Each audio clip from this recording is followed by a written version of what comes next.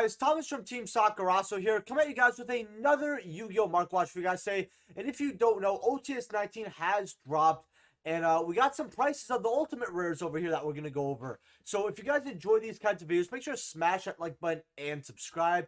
If you're buying any cards off TCG Player, please use my affiliate link down in the description below. Helps out the channel to no initial cost to you. And let me know what I'm going over in the next Mark Watch in the comment section below. And we're going to get right into it. So, War Enchantress of the Temple, about $93 here. For this to be the most expensive ulti so far out of the OTS, it's a bit disappointing. But I kind of saw this coming, seeing how it has the Ultra and the CR. And a lot more people are liking the CR, actually, that I've talked to, than the ultis. It's close to 50-50, but, you know, again, bad choice by Konami here. If it's not even $100 for being a meta-relevant card in, like, the first week, imagine 4 or 5 weeks down the line when, you know, you see people pulling multiple and all that. Then you have Skill Drain ultis here at $90. This won't hold, I'll tell you that for sure. And then Fallen of Albaz ultis at about $65. I think Fallen of Albaz will eventually drop to about $40. I think Skill Drain will probably drop to around $50. I think Water Enchantress is probably going to drop around to $60 to $70 off for a copy. That's just my opinion. You know, on what they're good. So if you want some of this, I would just wait. Now the supers, you got Forbidden Chalice super. I think a lot of players like this. The only reason I don't like it, just how I don't like the rest of this OTS pack, is a lot of it isn't rarity bumping. It's reprint. And that's just idiotic. We have the Fairy Tale Snow at $3 for a common, which is something, you know, I can understand. I've seen that coming. Now, you have this slime token here at $275, which is funny because this token was so hated that I actually saw it. Sorry about that, guys. I actually saw it on the floor because people just didn't want it that much. You got the Oracle King DRQ at $250, Mass Token about $1, Genghis at $2. $1.50 on the Super Berfamot, which is a really cool card and a good upgrade as well. Hercules Beetle at about $1. Paint Painter, nobody's buying this, but it's $1. Why it's above Kaya's Super Rare? Why is the card that has literally so many formats it's played in, as well as commons being about $4 or $5, have super rares less than Paint Painter? A card that was never used or played and was considered the worst secret rare box in Generation Force. Curious. You know what? What's called? We got just we got Lone Fire commons at 50 cents. Wow, what a great reprint. Well, you guys know how much I don't like OTS 19, so none of this comes to a shock to you. But yeah, this set is already going quite down when it comes to value, and I honestly think that if you have this set, just sell whatever you can and then just grab it back later because it's probably going to be a lot cheaper when you do. Now, Aromaseraphy Jasmine, this card has not had a reprint yet, and it got bought out to like $10, $11. And right now you have $6 here, but basically $7 for this card. It is trickling down here, and this card is amazing for plants because if your life points are higher than your opponent, you know, it gives off some protection, which is really nice to this card and what it points to. And then you contribute this card special summon from your deck. So very, very has a lot of utility. Now, if you somehow magically gain life, you get a search, which is the more Aromaseraphy effect of this card. The only time that this effect is going to matter at all, at least what I think so far, is if the plant deck is somehow playing Null None, or if your opponent activates Upstart, which is really funny. Because I actually was playing this card in plants, someone did activate Upstart, and it was pretty funny, to be honest here. Now, I still think this is a great card to have. I would keep an eye on it and try to grab it when it's a little lower. Maybe it'll go back down to $4. Who knows? Aromaseraphy Jasmine from Clash of Rebellions now. If you guys don't know what this does, if your life points are higher than your opponent's, you get an extra normal summon of a plant-type monster, right? If you manage to gain LP, you draw a card, right? If you guys don't know, Mage have effects when you gain life points. So, first set, $7 here. For you know, lightly played. However, if you go to near mint first editions here, this card's bought out actually. at about $9 here. If you go lightly played, there's still a few more listings, but it's not too much. It's not even a whole page, and you know this one's Italian, which let's see how this looks here. It looks like there's something with the card here. I don't know if it's a bad picture, but yeah. Okay then. But yeah, I would get these while you can, while it's on, since it's seeming that it's bought out. Aromaseraphy can also receive support in the future, you never know. Galaxy Cyclone here from Cross Souls. Now, what this card does is you pop a spell or trap on the field, when, you know, targeting it, sadly. But during your main phase, besides the turn this was sent to the graveyard, you banish it from the graveyard, and then you can target a face-up spell or trap card on the field and destroy it. Now, this card's pretty good, and I always loved when this card came out because it gave you an alternative to MST that did not kill the card, like, say, I believe Twin Twisters did. And then we got, you know, Galaxy Cyclone that, you know, straight up banishes it, and stuff like that. But when this card came out, what was really awesome about this is, yes, it destroys the spell or trap on the field, but it's not a quick play, right? So you can't just set it, pop during that end phase when your opponent's traps, or, you know, their Tenki search or whatever. However, the advantage of this card was that you could banish it to target a faceless spell on the field and destroy it, and this would get rid of all the floodgates. And you would, so you'd be using one card to get rid of two cards, and you know your opponent didn't really have a way to deal with it because it was in your graveyard and they had to banish it, and that would at least take, you know, their what's called something to do. And that's why I always really liked this card when it came out. It was never super popular, but it did see play. Now unlimited are about $3, going up to $5 here. However, when you go to first editions here, and I actually do have these in first ed, these are $7. Going all the way up to 17 here. So not too many listings of this card. So if you guys want this, I would probably grab it right now, honestly. I never thought it was a bad card, but I think people are playing it because of Mystic Mine, Floodgates, and all the sort. Now, you do have your Mega Pack secrets here, just when those get bought out. And these are about, you know, near mints. I'm seeing about $4 here, which isn't great, but, you know, you got lightly played for about $2 here as well, which is not too bad. They do go up to about $6 on the second page, but I would just get the originals while you have the opportunity to do so. Now, Ninja Grandmaster Hanzo, Ultimate Rare out of Order of Chaos here. I always love this card, especially because not only were ninjas very cool, and Jake from Team Sakurasu was a big fan of them, but I just remember when I believe it was 2013 tins came out, and we had the Hanzo tin. This had Maxi, Tour Guide, Levier, I believe. Had a lot of good cards. So I always appreciate this guy and the artwork. But every time I look at this, I just think of the 2013 tins and how amazing they were. You got $8 here for your lightly playeds. Near mints are about $8 as well. Now, when you go to first eds, though, you're going to see a large difference because we see lightly playeds here for about 16. And then near mints here are going to be about $26 here. In fact, no, this is 26 for the shipping, but that's 108 sales. Yeah, 26 going up to 29 here, but trickling on to 50. Lightly played, yeah, you can get playset here for 16s a pop. I don't know why this card is going up. I haven't actually looking at its sale history here, and a lot of people have been buying in the last. Yeah, something's happening here, which is really odd because when I scroll down here, it's like, yeah, we're getting for an old ulti. This seems very normal here, very normal. And then you hit the 16th of June here, and everyone's buying copies here. Huh. That's quite odd, actually. That's that leaves me quite curious. Saizo from Shadows of Valhalla here. $4 here as well. I want to see, is the same thing happening with him? Not actually, you know what? A little bit as well. I don't know if we're getting ninja support or if there's a ninja build that might be like a lot better now that people want to play out, but he does quickly go up to $7. So if you guys want, grab your ninja cards while you can. And if anyone knows why these ninja cards are going up, be my guest and tell me, because they're definitely slowly getting bought out. They're not bought out fully just yet. So you want your ulti Hanzos, might not be a bad idea. Now, Secret Invoker. Now, I love this card.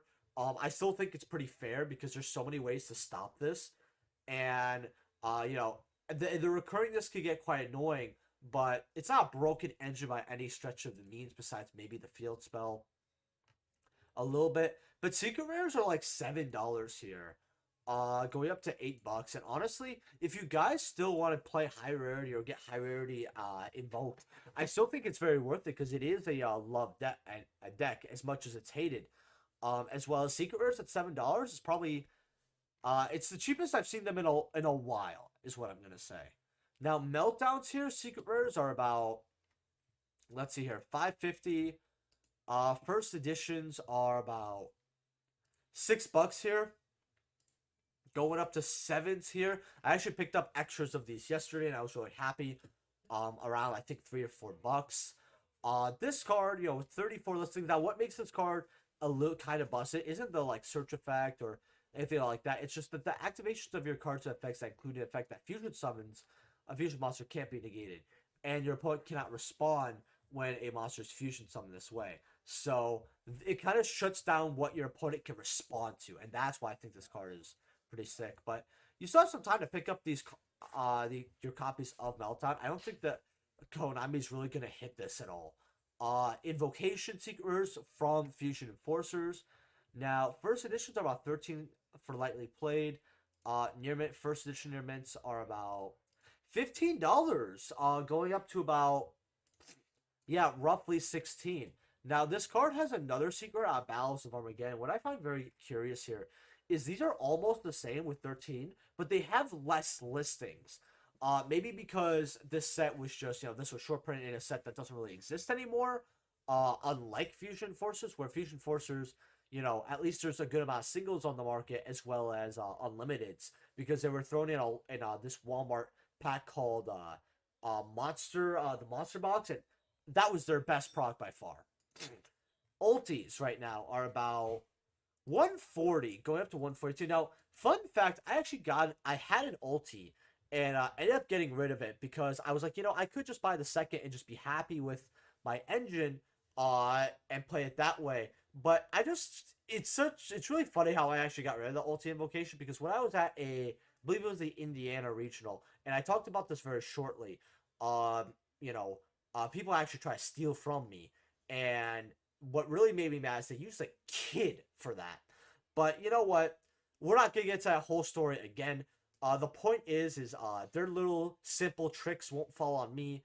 You know, maybe I'm actually going to probably make a video eventually, especially for new players who want to try to bring stuff on, how to, you know, make sure that your stuff is safe at these tournaments. And I think a lot of people might be upset when they watch that video and think, oh, why do I know so much about that?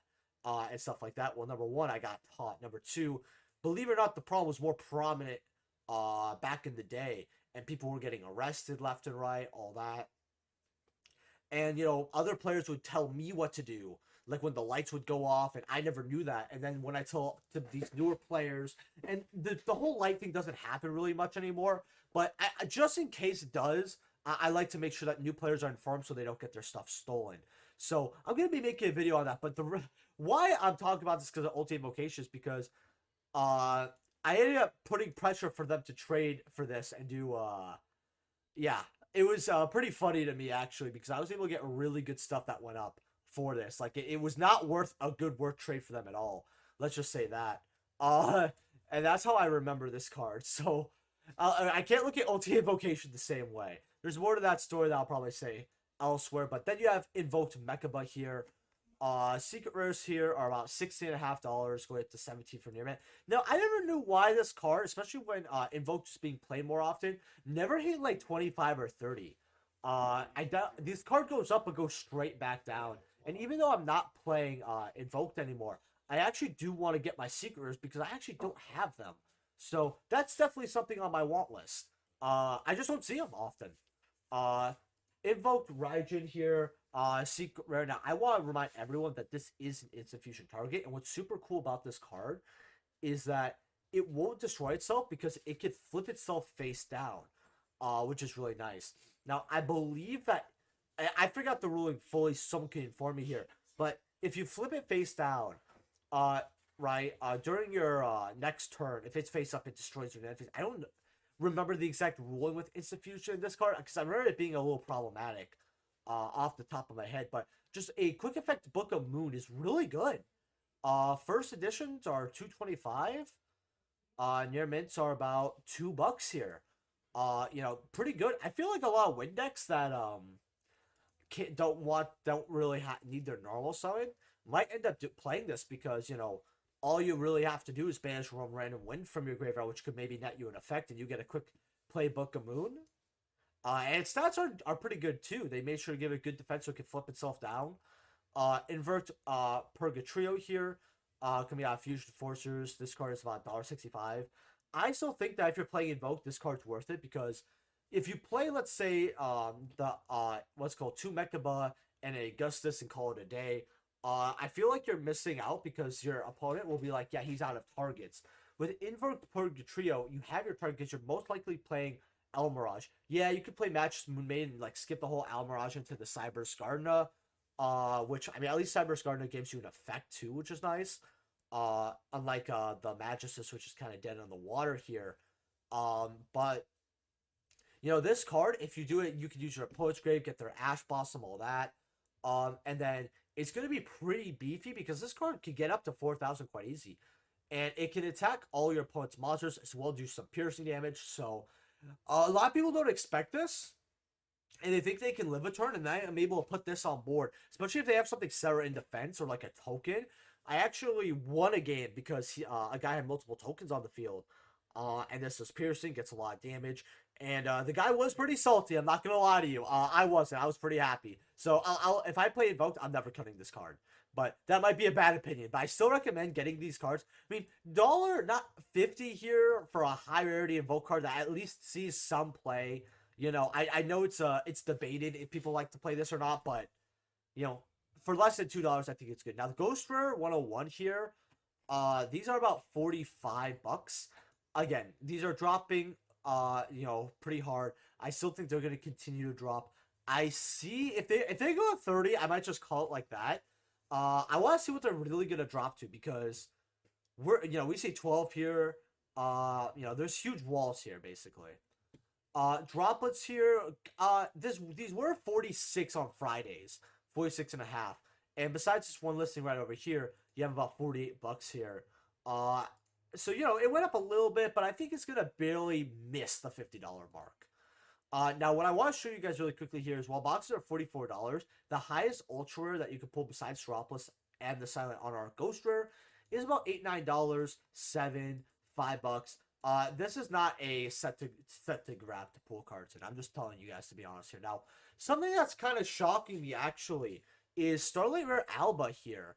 Now, a lot of people like to not play this card.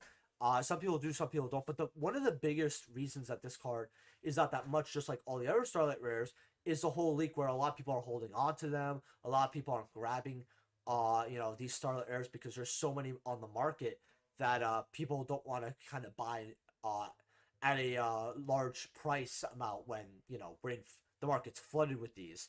And if you guys don't know what I'm talking about, long story short, people have cases where in boxes you have multiple Starlight Rares in each pack. So, yeah. What this card does is attacks the number of monsters of each battle phase up to the number of materials used for it, so at least 2. Then once per turn during that phase, when it's in the graveyard, because it was sent there this turn, you can basically search a polymerization or a fusion spell, which isn't too bad here. The card's just not that good. In all honesty, for just what else you're playing in the deck and how limited it is, you won't really cut anything for it. But some people still like to play this. You know, you see them at 100 here, all that. Then someone put something for 90, but they only got 199 sales. But then you're seeing them here at like $80 here. And honestly, if I were you guys, I don't normally recommend getting Starlighters from Dimension Force, but for $80, I mean, if you guys see this in person, if can offer on it and get it for cheaper, even like, you know, let's say someone takes 65, 74, or even 60 somehow, I think that's pretty good. Or maybe just trade to hold on to one. I'm not saying go crazy and buy them out or anything like that, but eventually, just like how we've had in Ignition Assault, those Starlight Rares going up, This one probably will as well. Um, and all that. Now I actually want to check up on one Starlight rare actually. Lightning Storm, because Ignition Assault had this since Ignition Assault had this problem. The Starlight rares for this, they weren't bad. They were still around $400, but then they dropped about 220 or 280, and I told people to grab them. Now, well, 325 going up to 364. I still think this is a great Starlight rare to invest in. If you don't have them, Ignition Assault is also a set that is, a bit hard to get. Not only hard to get, but the sealed is worth some. So if you have any old, card or card stores that have boxes of this for like 70, 80, 90 bucks, not only can you get this card, but it's only 160. You basically double your money right off the bat just holding it sealed, which is really really good actually. Now I want to see if this is out on TCG Player, because you guys don't know, we got the okay. So we have the lost art for this card here. That I'm probably gonna go over right away when it comes out on TCG Player. These are about $4 right over here. So I wanted to switch over to eBay very quickly to actually show you guys kind of what these are selling for at the moment. Right now you're see listings for about 17, 18 bucks here. One there for 23.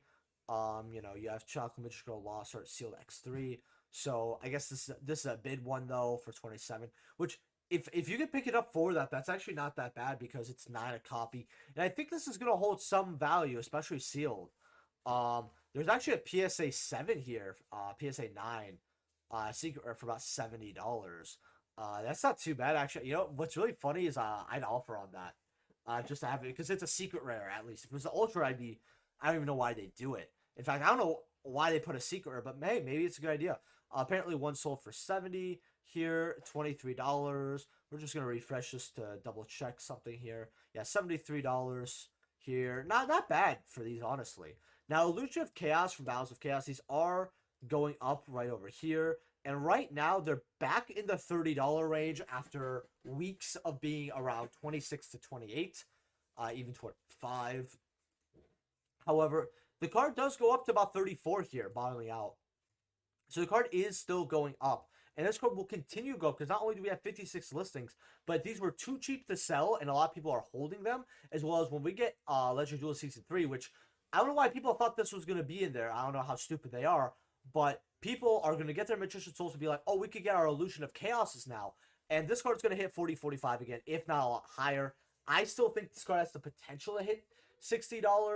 We're just going to have to wait and see. Now, Guardian Chimera out of Battles of Chaos here, these are about $43. These went down to about 38. Funny enough, actually. And I ended up getting them at 38 because I got them as a whole deck core that I happened to be buying from a customer at the time. And I'm kind of glad because they are going to 45, 46 here. Battles of Chaos is that set where it's so close to being worth to buy some boxes to open, but it's just not quite there. Like, you have two great secret rares, which is awesome, but then you have you have the one ultra at 14. You have some secret rares holding 1410, but it just needs one more like money card that's like 20 something bucks, and I think the set would have been great. The Starlight rares are definitely amazing, that's for sure. Now, Sword Soul Sister right over here, I told people get these at $3 right here. And right now for near mint, we're gonna just say they're about $4 here. Not a big increase, right? Going up to about $5 on the next page. But one of the reasons why I told people to actually grab this in the 5 cards area trade bar, which, by the way, I'm going to try to give you guys one on Monday, Tuesday.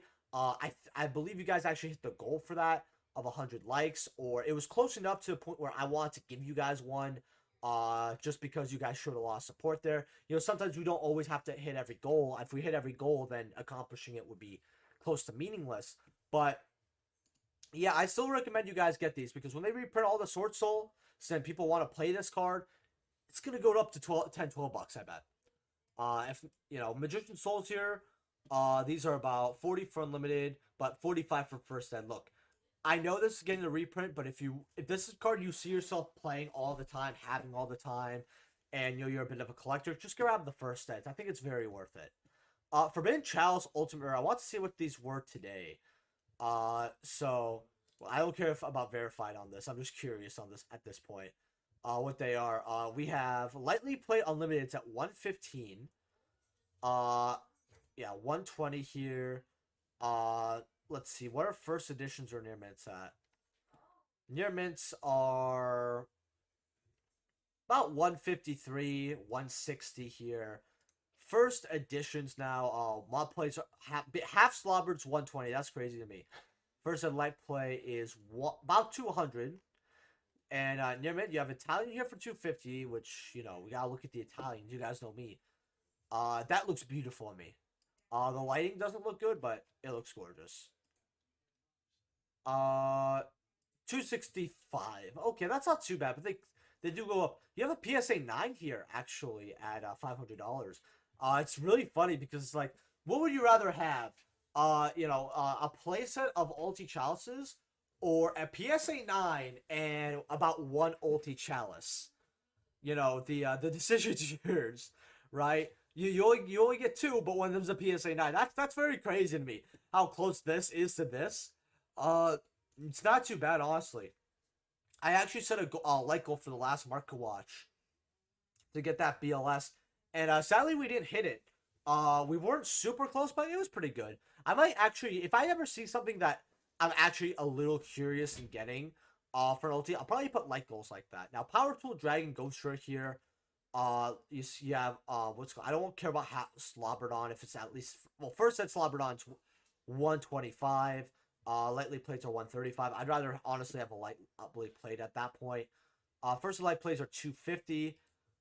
Near mints are about 334. That's actually not that bad, honestly. I would actually recommend I still think these are good to get, not only because it has come into the format when we had Infernal Noble before, and with Hulk in the game, as well as, you know, how Konami's giving us more access to tuners. I think any equip deck that can make Power Tool probably will. Ultis now. I actually really like how Ultis look, and I actually really want Ultimate Rare of this card because it just looks gorgeous. $40. I know it's unlimited, but that's not too bad for a lightly played. Near mints are about, okay, let's see here. From verified are 62 going up to 70, going up to 80.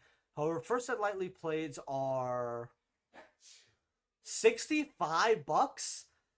I would just, honestly, that's really good. If you guys actually want to get an ulti collector card that's around 50 to 75, this is probably gets my pick. I mean, you guys have to remember, this is not only a Signer Dragon, but it could come up in the format because I believe history repeats itself. If it's meta once, it could be meta again. I mean, Stygian Dirge came out of the woodwork because that card used to be meta quite a bit, and a lot of people told me that that card wasn't going to see play, except by really bad players. And now that we have Split and all that, well, card went to the moon, and it's been, I think, close to 10 years since. Well, no, I think it was played a bit in Zexal era, but I don't know, people just didn't like it. Now, first set lightly playeds do go up to 100. Near mints are 125. I would just grab the lightly playeds. Actually, in fact, I want to see, is there a PSA here? Nah, no PSA to look at, unfortunately. Trident Dragon Ultimate. Now, I love this card. It's a Dragon type tuner plus one or more non Dragon type monsters. The card can't be special summoned besides a synchro, but when it's synchro summoned, you can destroy up to 2 cards you control. Oh man, it's not going to give me the full effect here. I'm going to read the ultra rare for you guys though, so don't worry. 15 for an unlimited copy, you know, that's really good. First eds though, 45 here.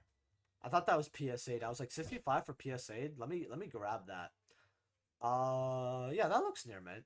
I actually want to look over this card so you guys can see how awesome it looks. This is how you make an ultimate rare, ladies and gentlemen. Especially for a dragon. It has that one bad line right over there that kind of sucks, but I guess, it's still near mint, but looks really, really good. It's a near mint that you can't PSA. That's really the only issue with that kind of card.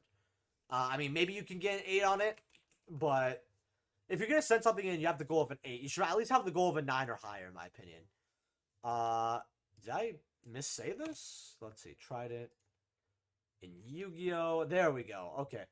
You have Secret Rares about $3, which these look amazing as well. And then you have Ultra Rares where these are about, let's see here, about $5. Not bad.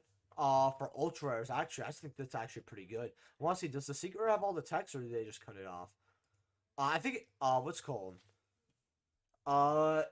Yeah, what's cool? You can target up to 2 other cards you control, destroy those targets, and if you do, for each destroyed card this game gains 1 additional attack during each battle phase this turn. It's not a great card, but it just looks cool. Chaos End Master from Raging Battle. Now, when I was looking through a bit of Raging Battle here, I noticed this was actually bought out a little bit because yes, you know, this card doesn't see play. You only have 15 listings from verified sellers here. You know, you have 18 for unlimited, but when you go to first editions here, you know, and you go to like lightly played only near mint, $20 here, and then they go up to about 27, but you know, you go to verified here, make sure you're at near mint here, and then you only got five listings really, and one of them is Italian. You do have a playset here, which is nice. You go to lightly played.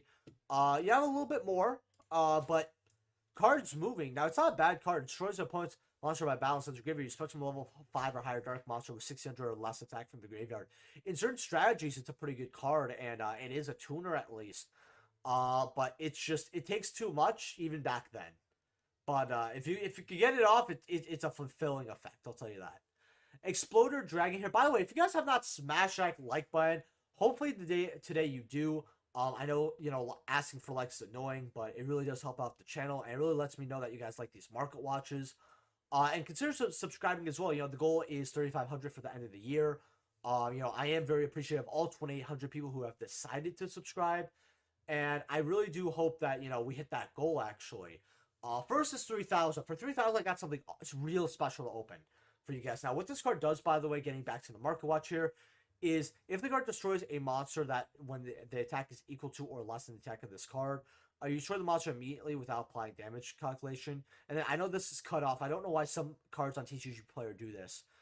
But then you inflict damage equal to your opponent's that monster's attack. So, you know, it's not a bad card that just helps do, you know, some damage regardless. First at lightly played, it's 21. Near mints are about $30, but quickly go up to 50. You know, a lot of these old synchros are just getting extinct. Now, Sea Dragon Lord Gishna. Now, I didn't notice when I was actually looking over the Abyss set, but if Konami remember, which I don't blame them for not at this point, this card would have been an excellent reprint. Now, what this, so when I face up a level 3 or lower monster on the field is sent to the graveyard, score attacks becomes 3,000 till the end of the turn. The reason why this card is actually really good is because, you know, cards get sent to the graveyard all the time, you know. It has to be, sadly, a level 3 or lower monster, but in certain strategies that might not be too bad, especially with stuff like Atlanteans, all that. You know, it's only a 700 attack bonus, but at least it's something for being a level 5. I think if this card became a tuner, maybe decks would have had fun strategies, but the card's 12, basically 12, you know, 8 to $12 for a near mint. You go first edition here. These cards are about 17 for lightly play, going up to 20. Near mints are about $25. Hey, it is what it is. Chamber Dragonmaid from Eternity. Good card, still need to reprint, by the way. This card's about $28, going up to about 32. I really love this card because it reminds me of ReZero. If you guys actually don't know that, you know, I actually have to start bringing in a little bit of like a White Shorts card or two and talk about anime with you guys. I haven't done that in a while. You know, and if you guys don't know, I love anime and stuff like that. But I always love this card because it reminded me of I believe her name was Akidono or something like that, the Witch of Greed from ReZero.